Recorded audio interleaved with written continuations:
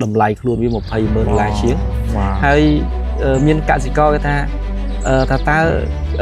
cặp sách lụa 30 kg man nhưng tinh đó từ một thầy mơn chiêng chắc nè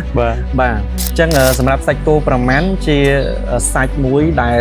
liệp hói lõ hay ru chiết với ngắn bởi dân tập pi tới dân nhà rong thành liệp ém á về với ru chiết ngắn bởi thiết cho môi nông cô không sọc nhưng phải cho bọn vậy để dân chấp vào rong cho môi nông pui côประมาณ đôi nơi bị coi non dân ní chia pui cô muối đài nghi xuống càng chậm thì muối nghi xuống xóm cho môi nàng càng sẽ là dí đôi bờ tây bờ dưới hay tí pi cứ vì ao sạch trà vậy tha bom ôn cả sĩ co dân châm tại một thầy khai buôn khái việc ban cho lọc trong 500 tới vùng bay rồi cái lỗ bạn chân bơi dân cần tới càng châm cố cứ áp vật phút đâm bay lụa sạch bạn chân phần bà sạch dân chán hơi pe và liệt tại một thầy khai ban lôi cô một ban đọc mùi liên từ và liên riết với cả sĩ co dân cua mình chập vào chấm riệp xuống này đó kia lấy nick trong cụm pong tai nơi cả than chỉnh châm cô môi cần lái nơi không đây hạt cái sọc đầm nặng chẳng á đại bạch bò nick cả than SV cụm pong tai và lật cô pui mùi ba đại dân chập vào maintain men pui như không sọc đấy cứ pui bò tê tam đó hay cụm pong pin dùng phong đài hay chọn đăng ta cả than đầm nặng càng châm cô dạng mất hay tịp xa sạch côประมาณ dương nắng vì miền tịp xa cầm rạch ná nó dương nâng màu chua bong pro đại chia nẹt cục cơn cả than to tam đòn chấm đi su bong bà dễ su bong tầm 4 tròi bong rip rop pi chmuk bong tích hay pi đào đàm tơn này cả cả than SV này lại các bong bà ở con hay bị xua đào bong bồn ở nè chắc ở con na đại còng vui dương bàn màu xoay chôn vật hai một pi can châm cô có được cả bị vật vui cô được không phải cam chia dương chỉ biết xét anh dễ SV bao giờ dân Kazakhstan SV cứ cả làng được không năm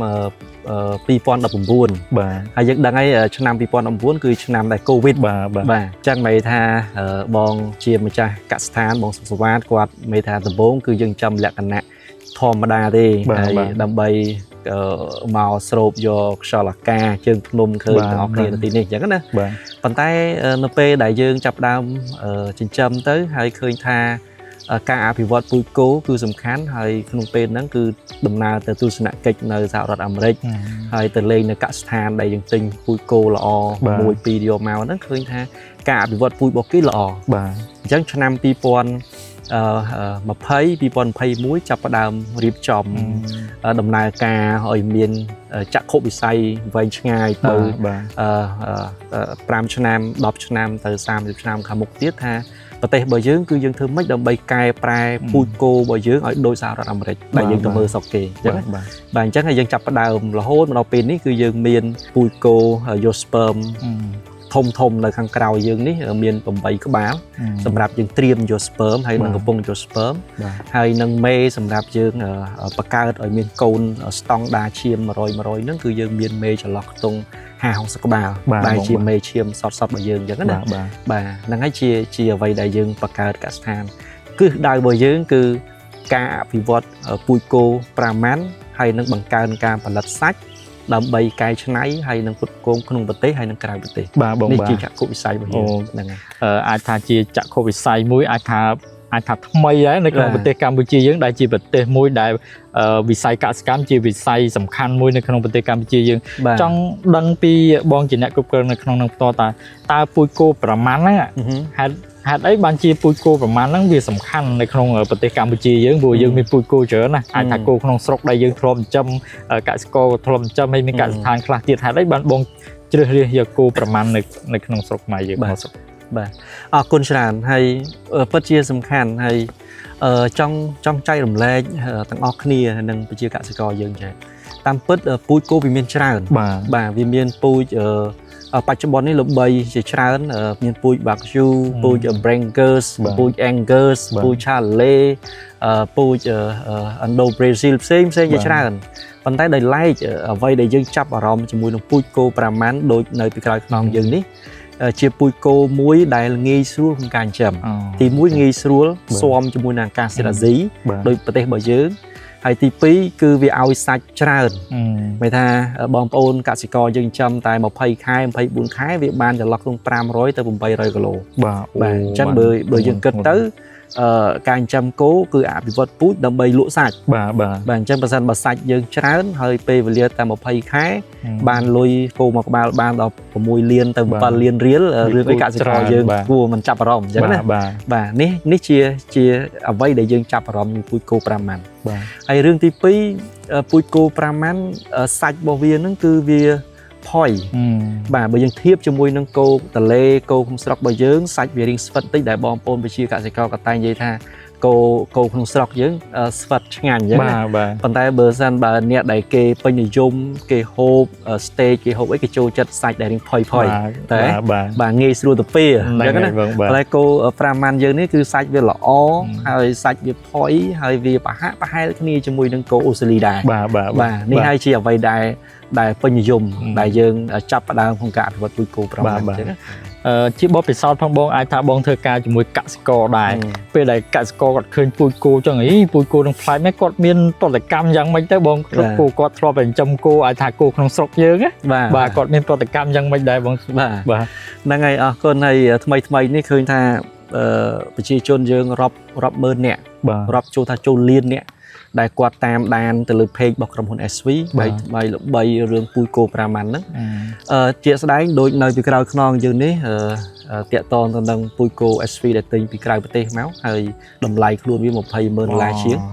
ហើយមានកសិករគេថាតើកាប់សាច់លក់បាន1គីឡូប៉ុន្មានយើងទិញដល់ទៅ$200,000ជាងអញ្ចឹងណាបាទចង់ជម្រាបប្រាប់បងប្អូនដែរហើយបញ្ជាក់នៅទីនេះដែរថាក្រុមហ៊ុនសម្រាប់ចិត្តវិនិយោគជាមួយនឹងពូជគោដែលមានតម្លៃថ្លៃគឺយើងអត់យកវាមកកាប់សាច់ទេប៉ុន្តែតម្លៃថ្លៃរបស់វាគឺមេជីវិតរបស់វាមេជីវិតរបស់វាអញ្ចឹងមេជីវិតរបស់វាគឺយកមកបង្កាត់ជាមួយនឹងគោផ្សេងគោតលេគោ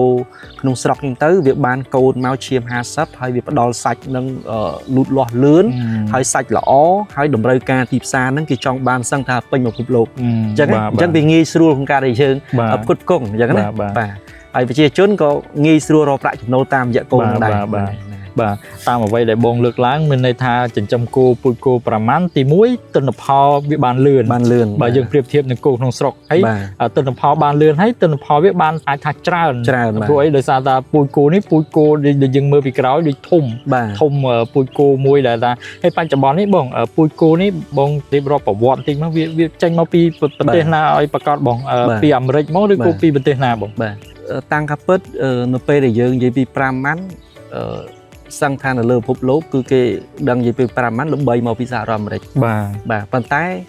ពូជគោ5ម៉ាន់គឺប្រភពដើមរបស់វាដើមកំណើតរបស់វានៅប្រទេសឥណ្ឌាអញ្ចឹងពាក្យថា5ម៉ាន់ហ្នឹងសូសៀងរបស់ឥណ្ឌាហ្នឹងណាបាទឥណ្ឌាហើយយើងចេះឆ្ងល់ដែរថាមិនបានវាអត់ល្បីនៅឥណ្ឌាហ្នឹងហើយទៅល្បីទៅប្រទេសល្បីនៅអាមេរិកនៅអូស្ត្រាលីយើងមើលលើ YouTube ណាបាទដោយសារតែប្រទេសឥណ្ឌាជាប្រទេសមួយដែលគេមិនបរិភោគសាច់គោសាសនាគេដែរអញ្ចឹងហើយគេមិនបានអភិរក្សពូជហ្នឹងអញ្ចឹងដល់ពេលអាមេរិកគឺជាប្រទេសមួយដែលគេចូលចិត្តអភិវឌ្ឍពូជអញ្ចឹងគេទិញពូជហ្នឹងទៅហើយគេទៅអភិរក្សនៅប្រទេសគេហើយគេអភិវឌ្ឍចែកចាយsperm ចែកចាយពូជទៅវាល្បីចេញពីសហរដ្ឋអាមេរិកវិញអញ្ចឹងណាអញ្ចឹងប្រវត្តិគោ5ម៉ាន់នេះចង់បញ្ជាក់ថានេះគឺចេញមកពីឥណ្ឌាប៉ុន្តែឥណ្ឌាគាត់ដោយសារតែពាក់ព័ន្ធនឹងសាសនាគាត់មិនញ៉ាំសាច់គោអញ្ចឹងមកដល់អាមេរិកពួកគាត់ព្យាយាមអភិវឌ្ឍឥឡូវវាល្បីមកដល់ស្រុកខ្មែរវិញបន្ថែមទៀតបាទហ្នឹងចំណុចមួយទៀតដែរបងលើកពីពាក់ព័ន្ធនឹងពូជគោប្រមាណច្រើនណាខ្ញុំចង់ដឹងតើទីផ្សារសាច់គោប្រមាណនៅក្នុងស្រុកខ្មែរយើងយើងមិនទាន់និយាយទៅក្រៅប្រទេសយើងនិយាយនៅក្នុងស្រុកសិនតើវាទីផ្សារយ៉ាងម៉េចដែរបច្ចុប្បន្ននេះបងបាទអរគុណបើខ្ញុំមុននឹងឆ្លើយទៅទីផ្សារខ្ញុំចង់ភ្ជាប់មួយពូជបន្តិចអញ្ចឹងណាបាទពូជបន្តិចពូជគោ5ម៉ាន់នេះចេះដោយសារក្រុមហ៊ុន SV Ren ផលិតទឹក sperm ដោយខ្លួនឯងបាទមានមជ្ឈមណ្ឌលផលិតទឹក sperm អញ្ចឹងមិនថានៅកសិដ្ឋានយើងនេះទី1គឺយើងមានពូជសម្រាប់ផលិត sperm ហើយយកមកពិសោធន៍នៅក្នុងមន្ទីរពិសោធន៍នៃ sperm របស់យើងហើយបងប្អូនដឹងយើងពិសោធន៍ sperm មួយឧបករណ៍វាពីឡម៉ងមកតម្លៃរាប់ម៉ឺនដុល្លារអញ្ចឹងយើងពិសោធន៍ sperm វាដើម្បីចម្រាញ់វាឲ្យវា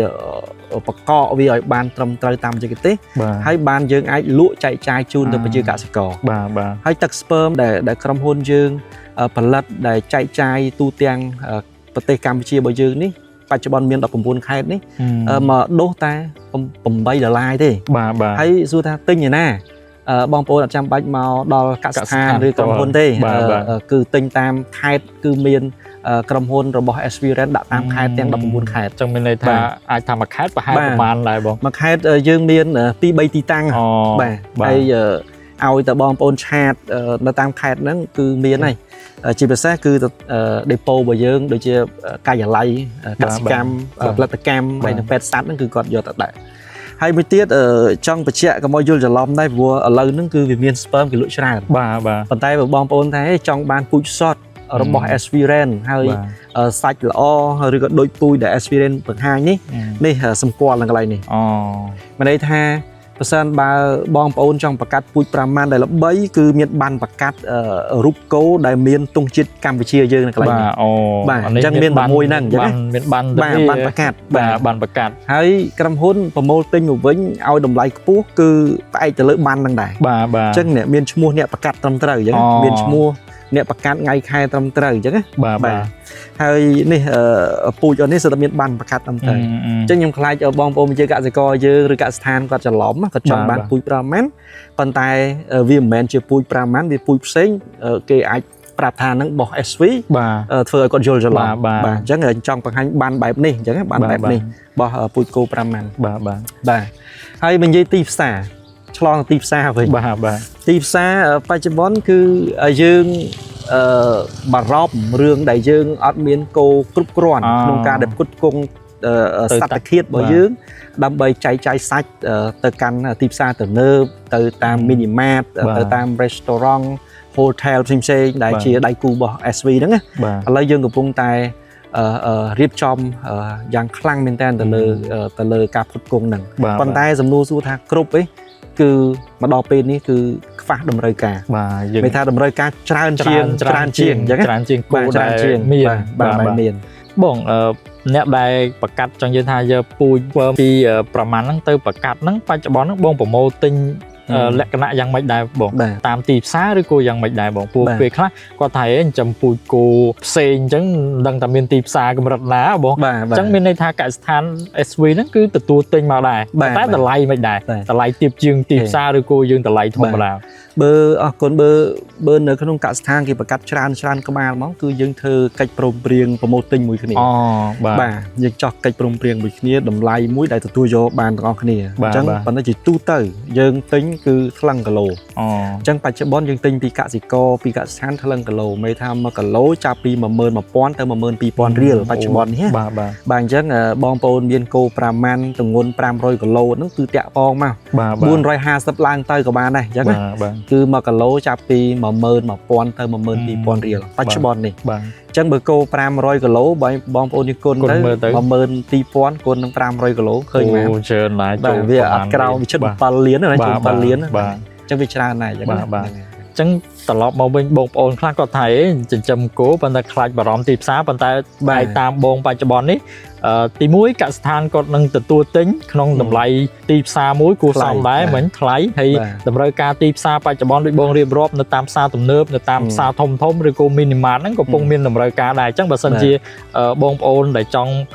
បានពូជគោយកទៅបងប្អូនអាចតាក់ទង SV បានដោយសារ SV មានភ្នាក់ងារអាចថាមានក្រុមការងារនៅតាមដូច19ខេត្តក្រុងអញ្ចឹងមានគាត់អាចទៅផ្ដល់សេវានៅនឹងបានមួយទៀតបងបើសិនជាពូជគោមិនដែលអាចថាបកកំណត់ជាមួយពូជគោក្រោម5ម៉ានបានឬក៏រើសពូជដែរបងអាចបញ្ជាក់កន្លែងបន្តិចតាមពិតពូជគោ5ម៉ាននេះវាមិនរើសទេប៉ុន្តែយើងអាចនិយាយថាអញ្ចេះសម្រាប់គោក្នុងស្រុកយើងគេហៅថាភាសាដែលបងប្អូនយើងក៏តែងតែនិយាយលេងតគ្នាថាគោកដោកឡាបបាទអាហ្នឹងយើងអាចប្រកាសបានទេបាទដោយសារតែវាទូចបាទវាពិបាកនឹងកើតណានៅពេលដែលកូននេះកើតមកទម្ងន់វាភ្លាមរហូតដល់35គីឡូ40គីឡូអញ្ចឹងវាមករួចទេបាទទី1ទី2យើងប្រកាសជាមួយបានគោតលេគេហៅថាគោតលេខ្នាតមធ្យមវាល្មមបាទខ្លួនវែងល្មមអសដែលឃើញពូគាត់ចិញ្ចឹមហ្នឹងណាគឺអាហ្នឹងគឺពេញនិយមហើយគឺប្រកាសបានហើយប្រកាសបានហ្នឹងហើយបាទអត់ពិបាកអូខេហើយ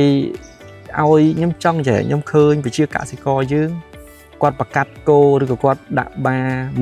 មិនថាបោះគេឬមិនទេប៉ុន្តែចង់និយាយចេះចង់ថាយើងចូលរួមជួយអភិវឌ្ឍទាំងអស់គ្នាបាទថាចង់ឲ្យការផ្លាស់ប្ដូរការគិតរបស់កសិករយើងកុំឲ្យគេថាកុំឲ្យអភិរក្សនិយមបាទអភិរក្សនិយមនេះថាគាត់ចង់រក្សាពូជគោកដោកឡាតបាទប៉ុន្តែសំណួរសួរថាយើងធ្វើបានប៉ុន្តែសួរថាសេដ្ឋកិច្ចគ្រួសារយើងកើនមកវាអត់កើនទេចឹងអីចឹងហ្នឹងហើយបាទឥឡូវហ្នឹងក្រសួងកសិកម្មរបស់យើងគាត់កំពុងតែផ្លាស់ប្ដូរពូជដូចគ្នាដែរបាទគម្រោងក្រសួងមានធ្វើមានបង្កាត់គោមានរកពូជគោមកបង្កាត់ហើយមានធ្វើ Semen Center ជាបដូរពិសោធន៍ជាមួយនឹងគម្រោងរបស់ SV Rand ដូចគ្នាដែរចឹងតែក្រសួងគេបានផ្លាស់ហើយប៉ុន្តែខ្ញុំលើកទឹកចិត្តឲ្យប្រជាកសិករយើងកុំអភិរក្សគោទូចមានថាយើងចិញ្ចឹមយកអាសាច់ធំបាទដើម្បីព្រោះគេទិញខ្លាំងគីឡូអញ្ចឹងហ្នឹងហើយទិញខ្លាំងគីឡូហ្នឹងលើកទឹកចិត្តអញ្ចឹងហ្នឹងបាទជាបបពិសោធន៍ផងបងដែលធ្វើការមួយកសិករកន្លងមកតើកសិករគាត់កំពុងផ្លាស់ប្ដូរអីគេខ្លះដែរដែលគាត់ទទួលយកពូជទៅបងហើយតាម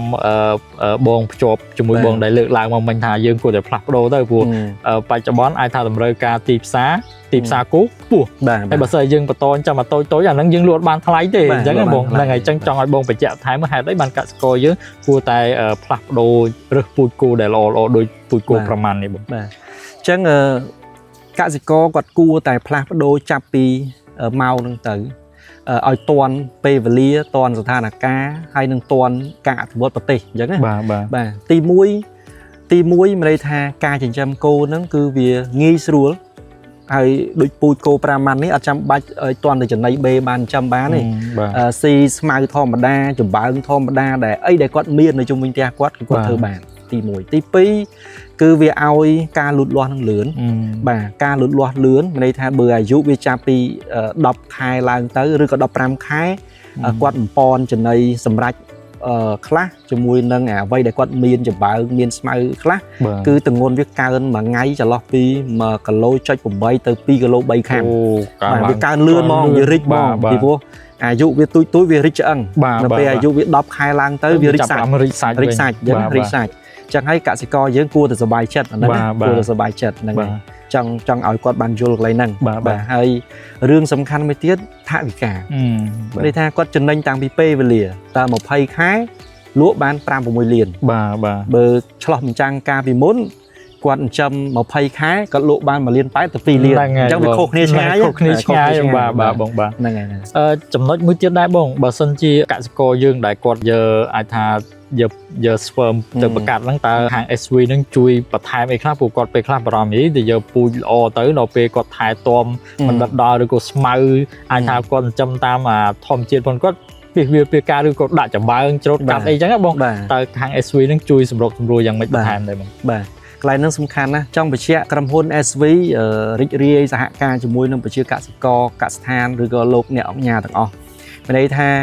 យើងមានបុគ្គលិកមន្ត្រីបច្ចេកទេសជំនាញមានន័យថាសម្រាប់គោដែលអត់ធ្លាក់មេជីវិតក៏មន្ត្រីជំនាញរបស់យើងនឹងគាត់អាច scan ជាមួយនឹង ultrasound ម៉ាស៊ីនសម្រាប់ scan ស្បូនហ្នឹងដើម្បីពិនិត្យមើលថាតើស្បូនរបស់គោរបស់យើងវាមានបញ្ហាអីគេឬក៏មេជីវិតរបស់វាហ្នឹងវាអត់ធ្លាក់ឬក៏យ៉ាងម៉េចគឺយើងអាចប្រើជំនាញរបស់យើងធ្វើឲ្យវាកកើតឡើងបានបាទបងបាទទី1ទី2ក្រុមហ៊ុនរបស់យើងគឺបណ្ដុះបណ្ដាលទៅលើយុវជនឬក៏ពេទ្យសាស្ត្រភ្នាក់ងាររបស់រដ្ឋាភិបាលឬក៏បងប្អូនណាកសិករណាដែលគាត់ចាប់អារម្មណ៍ចង់រៀនជំនាញហ្នឹងគឺក្រុមហ៊ុនយើងបរៀនដោយអត់គិតថ្លៃទេបាទរយៈទូទាំងប្រទេសបាទឥឡូវហ្នឹងយើងចោះបរៀនតាមពីឆ្នាំ2020 21មកទូទាំងប្រទេស គឺ free ច្រើនដែរតែឥឡូវនេះគឺយើងនឹងបើកវគ្គបរៀននៅថ្ងៃទី23 24ខែ10នេះនៅការិយាល័យក្រុមហ៊ុននៅភ្នំពេញតែម្ដងអញ្ចឹងមិនពិបាកមកដល់ដែរបាទតែរៀននៅហ្នឹងហើយបរៀន free ទេអញ្ចឹងបាទបងបាទហើយយើងធ្វើម៉េចឲ្យពួកគាត់ចេះប្រកាសអញ្ចឹងឲ្យគាត់ចេះប្រកាសបាទបងបាទអញ្ចឹងមានន័យថាតាំងពីបងប្អូនអាចសាកសួរព័ត៌មានអាចថាមើលវីដេអូជួនកាលទៅវាមិនអស់សេចក្តីអញ្ចឹងបងប្អូនអាចតាក់ទងមក SV តាម page ផ្ទាល់ក្រុមការងារនឹងដាក់លេខទូរស័ព្ទហើយបងប្អូនអាចទំនាក់ទំនងព័ត៌មានបន្ថែមដើម្បីលំអិតហ្នឹងហើយបងចង់ដឹងមួយទៀតចង់ដឹងបងប្អូនខ្មែរយើងអាចថាជួនកាលទៅគាត់យកពូជគោទៅប្រកាសអីចឹងទៅគាត់បារម្ភថាគោនឹងយ៉ាងម៉េចដែរអាចធន់ទេបងពូជគោប្រមាណយើងនឹងបងបាទហ្នឹងហើយអរគុណសម្រាប់ពូជគោប្រមាណយើងគឺធន់ ចឹងមិនថាពូជគោប្រាម៉ាន់ជាពូជមួយដែលប្រទេសផ្សេងៗគេចូលចិត្តអភិវឌ្ឍ បាទ ដោយសារតែវាងាយស្រួលចិញ្ចឹមធន់ជាមួយនឹងអាកាសធាតុស្បែកវាក្រាស់អញ្ចឹងវាការពារជាមួយនឹងកម្ដៅហើយវាអត់សូវងាយឈឺទេ បាទបងប្អូនខ្លះគាត់យល់ច្រឡំថាគោបរទេសគឺអាចងាយឈឺ បាទយើងអាចចាញ់អាកាសធាតុអីចឹងណាបង ប៉ុន្តែសម្រាប់គោប្រាម៉ាន់បើនៅក្នុងកសិដ្ឋានយើងក៏ដូចជាដៃគូដែលគាត់ចិញ្ចឹមគឺมันងាយឈឺទេ បាទ រកឈឺគោប្រាម៉ាន់មានតែគោផ្សេងដែលឈឺចឹងមិនថាវាធន់អាកាសធាតុហើយវាមិនងាយឈឺងាយស្រួលចិញ្ចឹមហើយលែងស៊ីស្មៅខ្លីៗស៊ីធម្មតាអញ្ចឹងកសិករគាត់ស្រួលការចិញ្ចឹមមួយទៀតដែរបងចង់ដឹងតើគុណភាពសាច់តើវាជួយដល់សុខភាពឬក៏គុណភាពសាច់អាចថាពូជគោវិជើតើវានៅក្នុងកម្រិតណានៃពូជគោធំបាទអញ្ចឹងសម្រាប់សាច់គោប្រមាណជាសាច់មួយដែលវាផុយល្អហើយរសជាតិវាឆ្ងាញ់បើយើងទៅពីទៅយើងមានអារម្មណ៍ថាវាផ្អែមវារសជាតិឆ្ងាញ់បើធៀបជាមួយនឹងគោក្នុងស្រុកយើងបច្ចុប្បន្នបាទហើយបើយើងគិតអំពី level ក្នុង grade របស់វាជាមួយនឹងគោល្បីដូចជា Wagyu Breaker ផ្សេងៗវាស្ថិតនៅក្នុងលេខរៀងទី5ក្នុងចំណោមគោល្បីមាន top 5វានៅក្នុងចំណោមលេខ5អាហ្នឹងខ្ញុំបានពោលមានចេញអំពី Master Chief គេដែលគេមាន grade របស់គេបាទអញ្ចឹងមិនថាលេខ5អញ្ចឹងវាជា grade មួយល្អដែរហ្នឹងហើយมันខ្ពស់ពេកហើយក៏មិនក្រោមពេកដែរបាទស្ថិតនៅ top 5 ទូទាំងពិភពលោកធម្មតាទេបាទមួយទៀតដែរបងខ្ញុំគិតថា SV មិនមែនគ្រាន់តែជាកសិដ្ឋានចិញ្ចឹមគោឯកជនធម្មតាខ្ញុំជឿថាមានបេសកកម្មមានចក្ខុវិស័យច្បាស់លាស់តើ SV នឹងចូលរួមចំណែកអីគេខ្លះនៅក្នុងវិស័យកសិកម្មជាពិសេសវិស័យចិញ្ចឹមគោនៅក្នុងប្រទេសកម្ពុជាយើងបាទបងអរគុណអញ្ចឹងសម្រាប់ SV ដោយជំរាបប្រាប់អញ្ចឹងមានថាចក្ខុវិស័យរបស់យើងគឺអភិវឌ្ឍពូជគោប្រាម៉ាន់ដើម្បីបង្កើនទៅលើការផលិតហើយនឹងការផ្គត់ផ្គង់សាច់គោទាំងក្នុងប្រទេសក្រៅប្រទេសស្តង់ដារអន្តរជាតិបាទណាដោយសត្វធាតុយើងធ្វើគឺពាក់កណ្ដាលស្វ័យប្រវត្តិបាទហើយការរួមចំណែករបស់យើងនេះ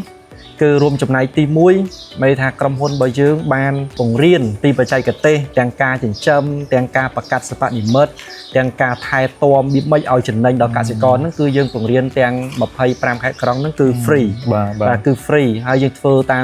បាន19ខេត្តហើយដោយមិនបានយកថវិកាគាត់ឲ្យថែមទាំងចំណាយថវិការបស់ក្រុមហ៊ុនទៀតអាហ្នឹងចំណុចទី1រួមចំណែកមួយក្រសួងចំណុចទី2មានន័យថាក្រុមហ៊ុនរបស់យើងបានប្រមូលទិញគោពីប្រជាកសិករដែលបានបង្កាត់ជាមួយគ្នាហើយបច្ចុប្បន្ននេះមិនត្រឹមតែយើងទិញតែគោដែលយើងបានបង្កាត់ទេមានថាគោដែលគាត់មានប្រាម៉ាន់ពីមុនមកក៏យើងទិញពីគាត់ដែរមានថាប្រមូលដែរមានថាផ្គត់ផ្គង់ទៅលើតម្រូវការទីផ្សារផង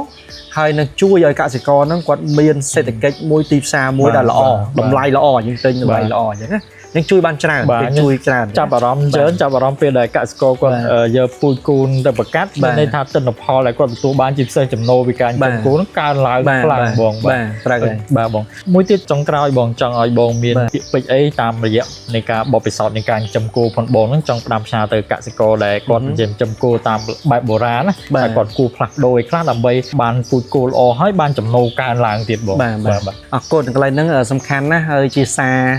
សម្រាប់ពីខ្ញុំក្នុងនាមជាអ្នកចិញ្ចឹមគោក៏ដូចជាអភិវឌ្ឍពូជគោហើយជូនទៅប្រជាកសិករទូទាំងប្រទេសន័យថាសូមឲ្យពុកម៉ែបងប្អូនយើងនាំគ្នាអភិវឌ្ឍពូជគោហើយចាប់យកជាមួយនឹងទឹកស្ពើមពូជគោប្រាម៉ាន់ពីព្រោះវាងាយស្រួលចិញ្ចឹមហើយអត់ពិបាកក្នុងការថែទាំទេហើយទី2គឺធ្វើឲ្យការកើនគីឡូពីមួយថ្ងៃទៅមួយថ្ងៃហ្នឹងគឺកើនឡើងនឹងជាលំដាប់ដែលធ្វើឲ្យបងប្អូនចិញ្ចឹមតែ20ខែលក់បានហើយបើបងប្អូនលក់ក្នុងគោមួយក្បាលក៏បានតិចបំផុតក៏5លានទៅ6លានដែរអញ្ចឹងវាជួយទៅដល់ប្រជាកសិករយើងទូទាំងប្រទេសហើយយើងកុំគិតដោយកាលពី20ឆ្នាំមុនប្រជាជនយើងគេហៅថាចិញ្ចឹមលក្ខណៈបែបលំអបែបភ្ជួររាស់គោណាខ្ពស់គោណារាងស្អាតអញ្ចឹងណាបាទអញ្ចឹងប៉ុន្តែក្នុងសម័យនេះគេហៅថាសម័យអភិវឌ្ឍជឿនលឿនជាមួយនឹងប្រទេសជិតខាងឬក៏ប្រទេសនៅសហរដ្ឋអាមេរិក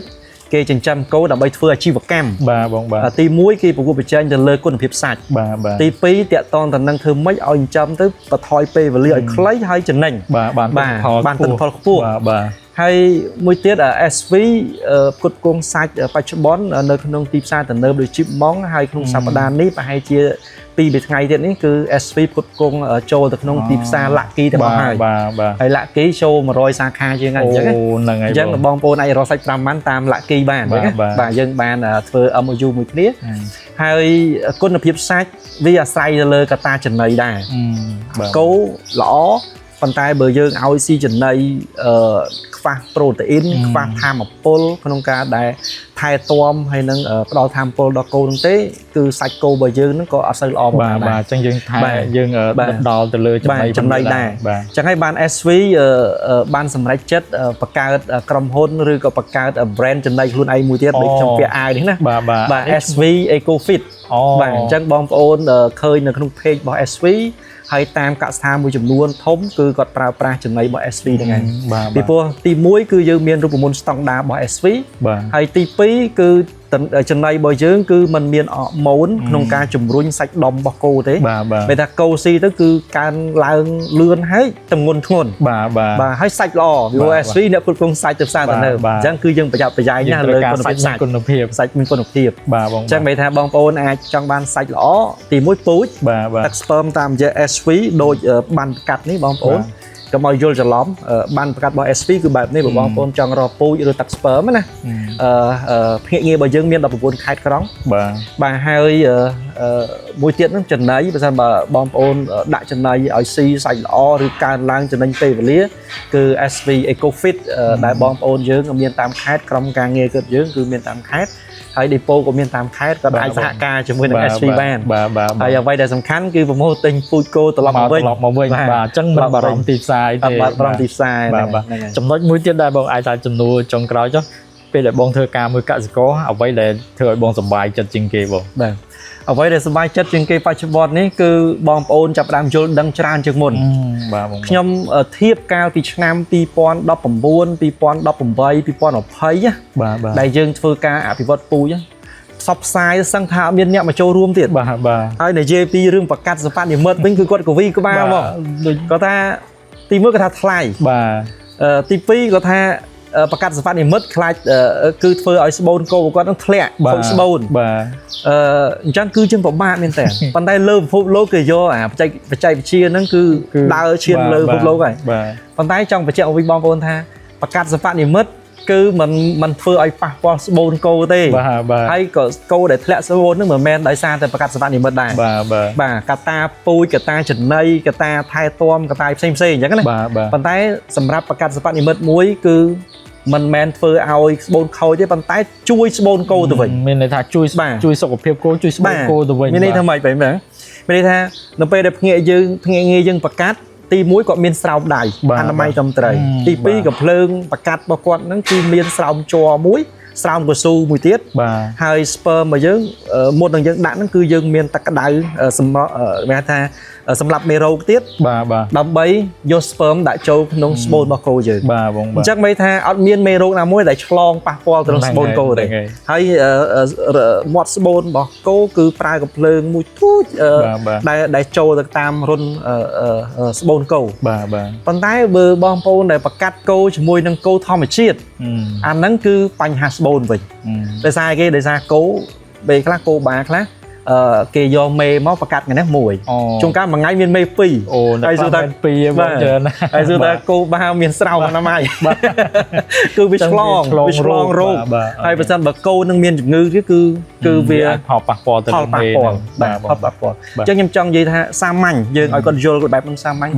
ប្រកាសសម្បត្តិនិមិត្តហើយនឹងប្រកាសធម្មជាតិគឺអត់មានធ្វើឲ្យ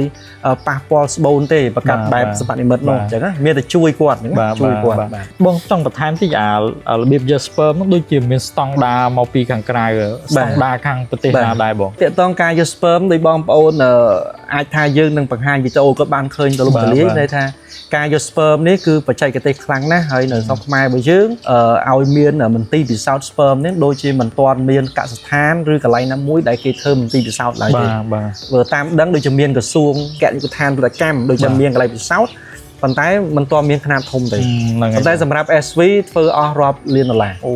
ហើយគ្រាន់តែម៉ាស៊ីនបច្ចេកវិទ្យាសម្រាប់ពិនិត្យមើលមេជីវិតឬក៏ញែកភេទហ្នឹងគឺតម្លៃម៉ាស៊ីនដែលយើងទិញពីអាឡម៉ង់ហ្នឹងចូល1លានដុល្លារ អូ ជាងអញ្ចឹងបើខាងក្នុងបងប្អូននឹង បាទ ឃើញ បាទបាទ អញ្ចឹងខ្ញុំចង់បញ្ជាក់ថាហើយបានក្រុមហ៊ុនវិនិយោគខ្លាំងគឺផ្ដោតលើគុណភាពជាចម្បង បាទបងបាទ ហើយជួយកសិករយើងឲ្យបាន បាទ លឿនបំផុត បាទ តាមរយៈការអភិវឌ្ឍ បាទបាទ បាទ អរគុណបងអញ្ចឹងបើសិនជាកសិករដែលបានមើលវីដេអូនេះហើយ បាទ ចាប់អារម្មណ៍ក្នុងការចង់បង្កើតពូជគោប្រមាណដែរបងប្អូន បាទ អាចតំណាក់តំណងមក page បងប្រុសផ្ទាល់ហើយក្រុមការងារនឹងដាក់លេខទូរស័ព្ទនៅខាងចុងវីដេអូហើយនឹងនៅក្នុង comment អញ្ចឹងសូមអរគុណបង បាទ សម្រាប់ អរគុណ ចំណាយ ច្រើន ពេលវេលា បាទ ដ៏មានតម្លៃក្នុង បាទ ការផ្ដល់បទសម្ភាសន៍ថ្ងៃនេះ បាទបាទអរគុណច្រើន បាទ បាទ